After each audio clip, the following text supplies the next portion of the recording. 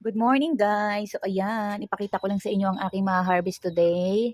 Ang aking halamang talong. So ayan, pwedeng-pwede na siyang makuha ngayon. Pero yung iba guys, medyo maliliit pa.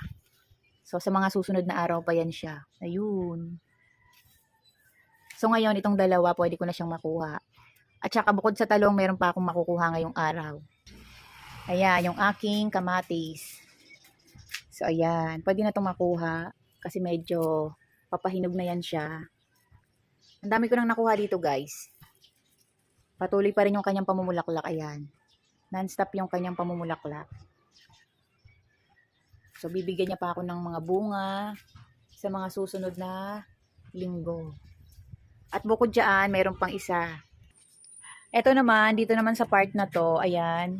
Ito, malapit na siya. Ang dami niya ng bunga, oh. Ayan. Yung aking kamatis. Mukhang ang daming bunga nito sa mga susunod na araw. Sa ngayon, ang nagpapakita ay isa pa lang. So, ayan, may isa na siya. Tapos yung mga katabi niya, malapit na rin yan siya. Ito, kamatis din to siya, guys. Tapos, ngayon, ang aking makukuha naman dito sa part na to, ay yung aking ginawang, ayan, ampalaya. So, ayan, guys, meron na siyang dalawa. So, ayan. May dalawang piraso na akong makukuhang ampalaya. Pero ito guys, medyo hindi pa eh. Ito pwede na to siya. Total mag-aampalaya ako mamaya. Lalagyan ko siya ng itlog. So isasama ko na yan siya. Pwede na to siya. Yan ang aking mga pananim. Siya nga naman, ano talaga naman, kapag may pananim, meron kang aanihin. So ayan, medyo malaki na siya.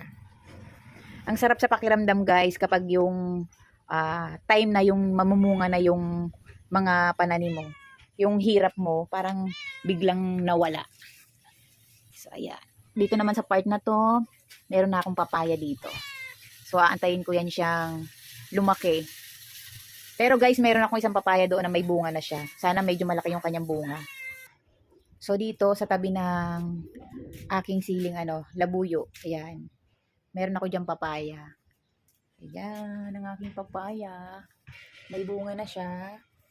Sana yung bunga niya ay medyo malaki ang labas. Kasi yung nakaraan, yung nasa labas kong papaya, ang liit. Pero ang tamis ng bunga. At ang dami niya pang bulaklak.